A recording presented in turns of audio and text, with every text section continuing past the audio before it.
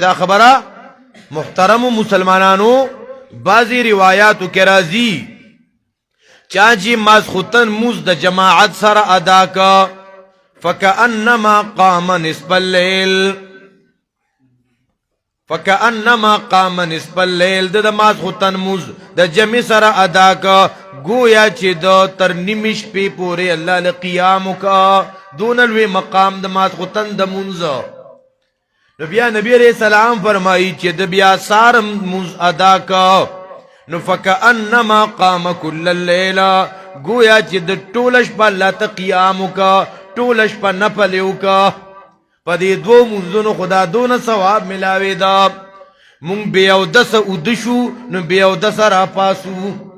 زمونږ بچیم بیا اودس اودشي نو بیا اودس اکه بیا ولته او بیا اودس دی خو را شنو خپکیږي ښا لکه بیا اودس نه بیا اودس نه ویودا نو بچی با اودس کې کو ګوره ښا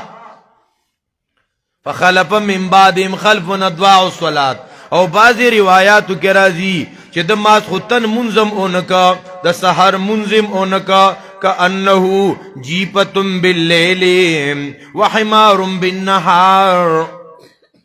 ماسختن منظم اونکا سار منظم اونکا نو بعضی روایاتو کې راځي گویا چې دا د شپې مردار پرتوا ټول شپه بیا اودس خو لا ډیر خو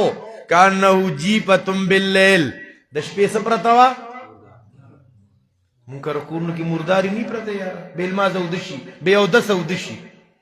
دا والدینو ذمہ داري ال بچی دا وخت اودشه چې سار په وخت سکول ته زی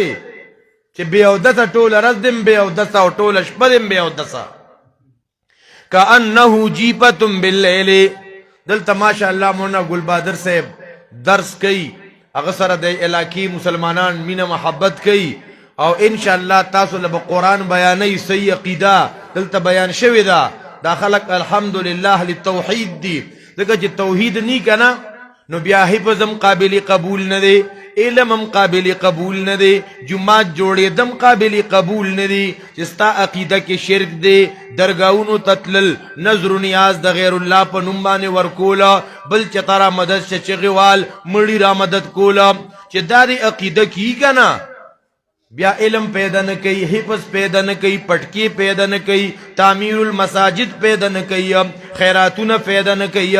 روجہ پیدا نہ کئی تبلیغ پیدا نہ کئی مدرسی جوڑولا دا پیدا نہ کئی بیا دا اس یو عمل حیثیت نشتا چکل پا عمل کی پا عقیدہ کی سنی توحید پا کی نہیں چکل سنی